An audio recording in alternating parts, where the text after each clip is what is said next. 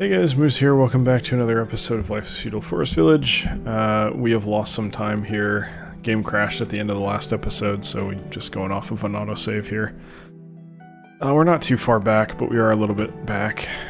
Not sure what caused it to crash, but I suppose we'll find out. Maybe, if it crashes again. And at that point, I don't know if I'm going to be able to do an episode, but I don't expect it to crash again.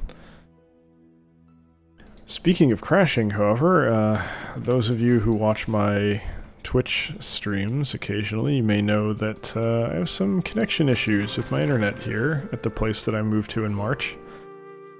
It's a good 5 or 6 months that I've been here. I think it's just... no, it's not even that. It's March, April, May, June, July. It's about 6... yeah, it's 5 or 6 months. That's fairly accurate. We're about 5.5 months in. The internet connection has never been stable. It drops like all the fucking time, and it makes it really hard to stream, obviously, but the last few streams I've been kind of lucky it hasn't gone down. And I had thought that I had solved the issue by putting in an uninterruptible power supply. I thought maybe the issue was actually not the cable itself, it was actually the power going to the modem. Thought the UPS might fix it, however, it does not appear to be the case, because now the fucking thing's down again. Dropped twice today, once when I got home from work, and now it dropped again. It's stayed down for a lot longer than before, so I'm really fucking mad now. It's one thing, you know, okay, for a little while, I'm very patient, you know? I gave them, like, 5 months to fix this and figure it out, and if it's a power issue, then that's obviously not their problem, it's a landlord, but just the same, they've had techs out here, like, at least 20 times now. One of them could have figured that out. One of them could have tested that, if that's actually a thing that can happen. I'm not even sure if it is. And yet, here we are. And my connection's down, and I got kicked out of a game that I was playing, and I don't really have that much time for leisure, unfortunately, and that limited it further, and I'm real mad at the moment. Last month, I demanded a full refund from Comcast, and I'm gonna do the same fucking thing this month, because this is... I'm just tired. I'm paying them way too much money. They're fucking over net neutrality and lying to people, making them think that they're not. Why, you know, they don't deserve my money, to be blunt. They're, for whatever reason, they're not finishing this, so I'm just gonna deconstruct it now. Good timing, too, since our caravan stable's caught on fire, along with one of our houses.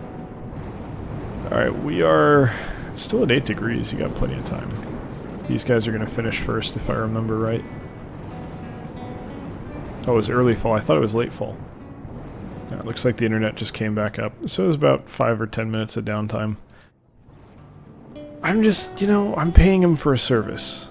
Alright, and we're in, not only are we in the US, we're in fucking Silicon Valley, for crying out loud. And I apologize for swearing so much this episode, but for like, Google's headquarters are down the street. Like, I can walk to, like, at least 50 or 60 different buildings that Google owns and has offices in.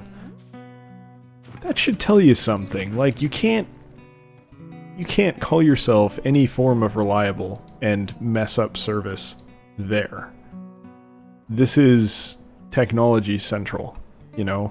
A lot of everything was invented here. And yet, here we are.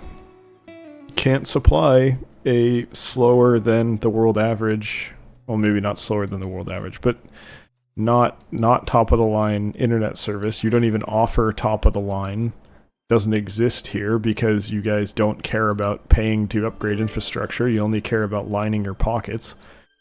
And you want to go for repealing net neutrality on top of not even providing the service that you're being paid to provide in the first place? Yeah, well, honestly, if you're watching this video, you probably, we're getting lag out the ass here. You probably already know pretty much where you stand on the net neutrality thing. There's really... I am very firmly of the opinion that there's really only one opinion that you can reasonably have about it, and that's not... Typically when someone would say that, I'd say, oh, that's kind of dickish, you know, it's... you can have whatever opinion you want, it's an opinion, that's the whole point. But this isn't like... either you're voting against your own interests, or you're not. And if you're for repealing net neutrality, then you are voting against your own interests. End of conversation. There's really nothing more to say to it than that. I know people who are for repealing it, and there's no argument. The only arguments that I've seen are basically based on fairy tales about how the world works and how governance should work, and in unevenly applied logic to favor businesses for no particular reason that I can see that's been justified. Just kind of like, oh yeah, well, they're a business, so they should get what they want. Not actually any kind of logic or reasoned opinion. It's just sort of like that. Bottom line, that you can come down on other side of the fence on any other issue, or not any other issue, but other issues, fine, I'm okay with that. I'm not going to say your opinion isn't valid, but being against repealing, or being against net neutrality is pretty much indefensible, in my opinion. It favors such an incredibly small population. It's like maybe, realistically, it favors, I would say, less than 1,000 people in this country. I would say it's in the best interests of less than 1,000 people in this country. Because of the way it's inevitable. Basically, either you own a significant portion of an ISP, or you don't. And if you do, then it benefits you to repeal net neutrality. Otherwise, it does not. End of conversation. There's really nothing more to say to it than that. It's just the simple reality of the situation. Anything other than that is pretty much someone trying to gaslight you.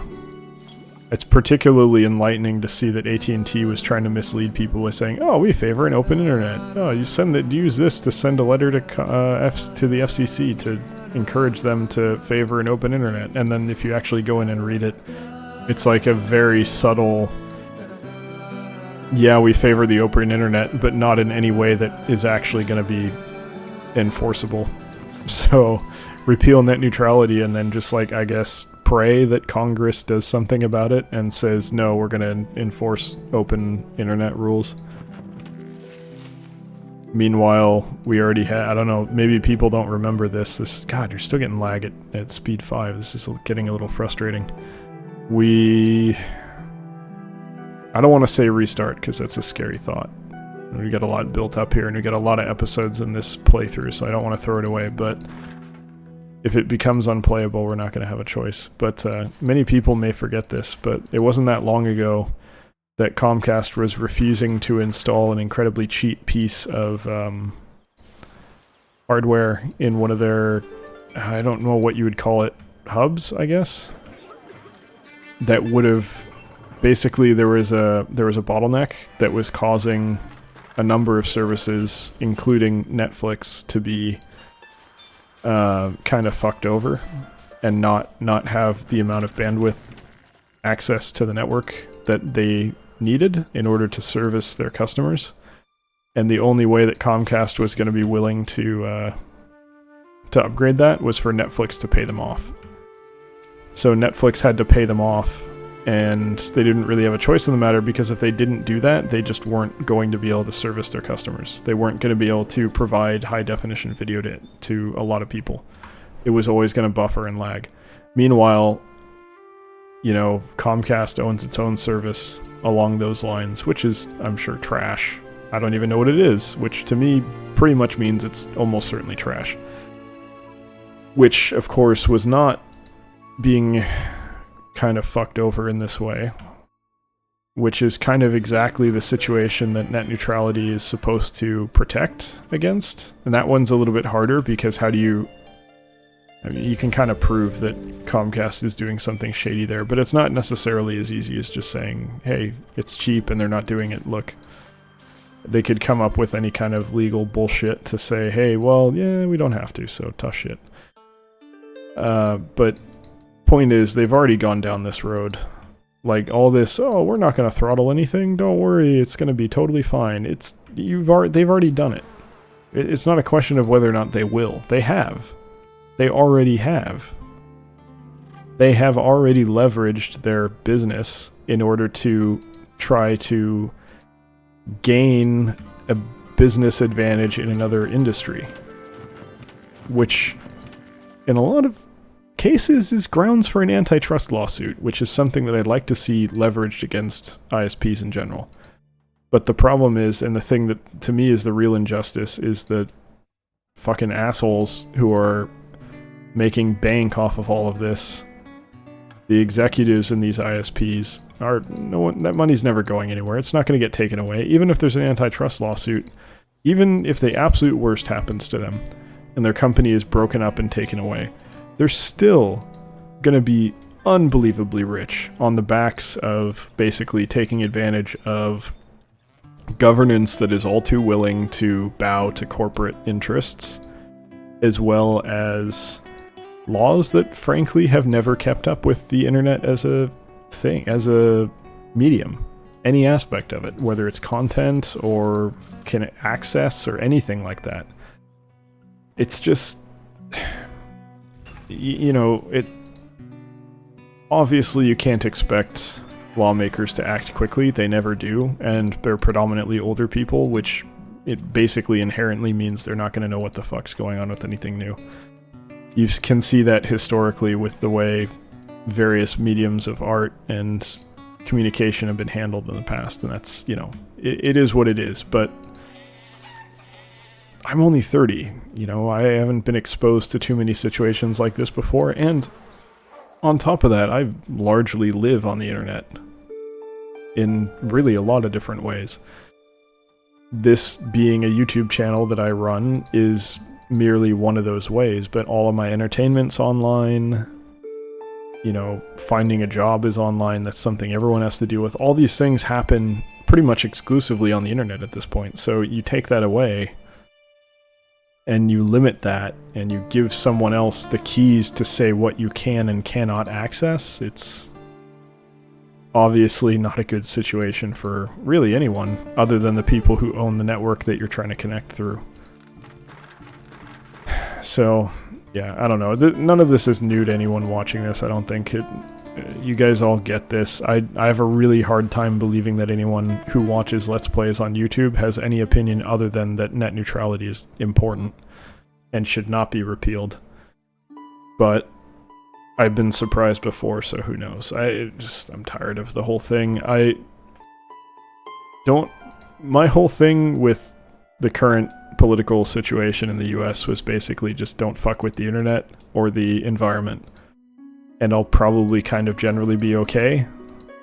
And we're fucking with both of those right now, and it doesn't bode well for much of anything. Basically, it feels like the general attitude of this country as a whole, and I know not everyone falls into this boat, but looking slightly from the outside, not really, but I can say slightly from the outside, that's fine. Very slightly from the outside, it looks like basically the general consensus is if you're not already rich, fuck you. If you're sick, fuck you. If you don't have everything that you want and the money to pay for everything, fuck you. Basically, that's just how we roll here in the US, so... Which kind of adds to the mad scramble, and this is something I'm going through, like...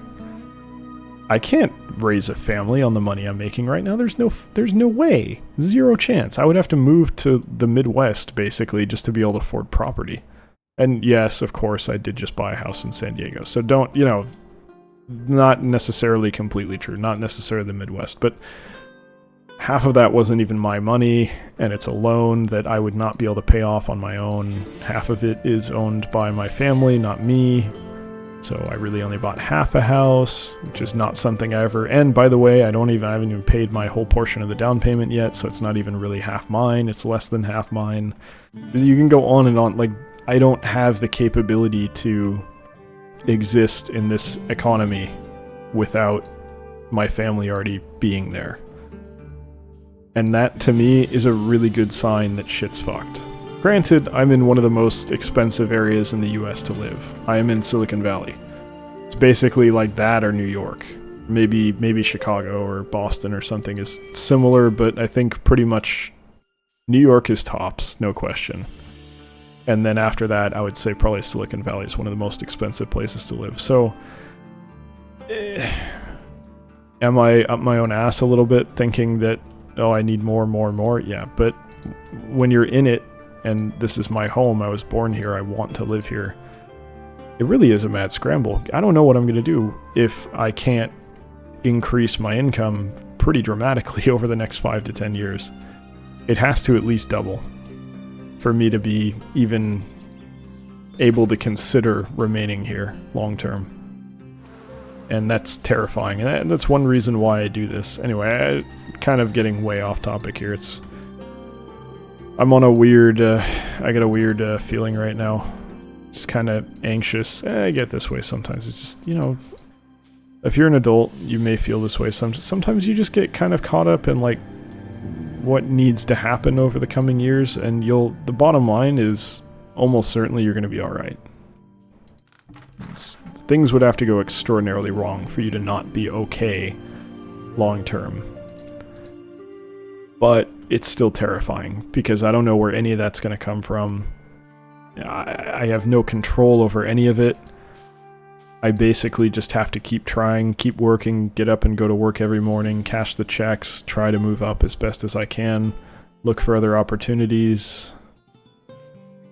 It's hard, man. It wears on you. It really wears on you. So, anyway. Enough of the being kind of negative. I'm just, it's one of those weeks, you know? And the whole net neutrality thing definitely kicked that off in a big way.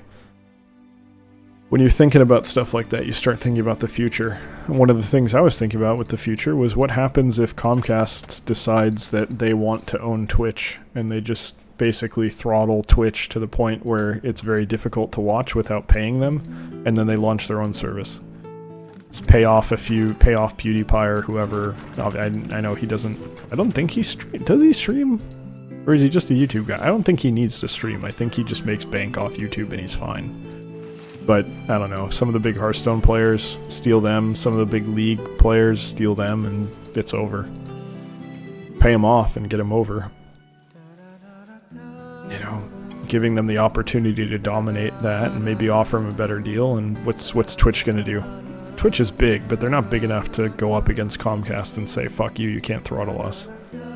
Doesn't work that way, so that's scary. Anyway, I said I was getting off of the... Oh shit, it's spring. I said I was getting off of the negative stuff, but... it's rough. Life will go on. Bottom line, the world's not going to end, so it's fine. I mean, that doesn't make everything okay. I just mean, like, things will be alright. Things will work out one way or another. At the end of the day, I've got Canadian citizenship, so y'all can suck it. I'm out. Not actually, though. Girlfriend does not want to go to Canada, sadly. She has family there, though. She actually has more meaningful family than I do in Canada, and that's actually kind of fucked up. I just realized that. I never thought about that before. She has more, like... I don't really know my family in Canada, if I even have any, and she actually totally does. And has visited her family in the recent past. I have, like, really extended family, like no one... Come on, really? I hate this every time. There, finally. It's so dumb the way it does this. I wish they'd fix that. It used to work perfectly fine. Now it's all stupid. Anyway, but yeah, I don't really even know what family I have up there. It's like second cousins and stuff, like pretty far removed from direct family. Everyone else came to California pretty much. Or I think there's some in like Minnesota or something. I'm not sure. Some of them went back up north, just not far enough to leave the US. Mostly California though, for sure. Alright, what's the plan here? I think we're pretty good with what we have. I'd like people to be born again, because we're definitely seeing a drop in our population, but most of them are teenagers now, so that's okay. Need more manpower. Need more work to get done, man. We're taking forever. They finished these, which is good, but that, come on, that's a whole episode. We're only going to get that done. I'm not even deconstructing this. I mean, these are good. That's a good start. I guess we need builders, mainly. Let's kick it up to 20 and see what happens. It slowed way down. I think it probably because I took those builders off in the summer there, but I think now it'll be a bit better. We'll have to see. I'd really, yeah, okay, they're building these. This is what I want to happen, because once this happens, I can start, this can be cleared out, and then I can start feeding resources more directly, which will help improve building speed out here, because before you have to understand they have to run all the way back and forth, back and forth. This is going to be a lot closer to not only the farms, but housing, which will be up here, and miscellaneous buildings over here, so that should help out quite a bit. This is, of course, temporary. I'm going to put the warehouses somewhere else. It'll probably be more up here. And I might actually do that second move right away. I'm not sure. Thinking for now, I'm going to leave them where they are and maybe even extend it to have more warehouses here. Just make this the warehouse area. Because if I need to expand the farms, well, I'm not going to need, I need to double my population basically before I can expand the farms. So that's a little bit down the road here, to say the least. We're only doing 1 week. Why are we like continuing to drop on food? I'm not sure I understand why. Oh well, we'll figure it out. However, that is actually going to do it for today's episode. So I apologize that it was all kind of ranting and being pissed off about the internet, but it's an important issue. Something to consider, you know, if you're not at all paying attention to politics, there are some things that may very well affect you.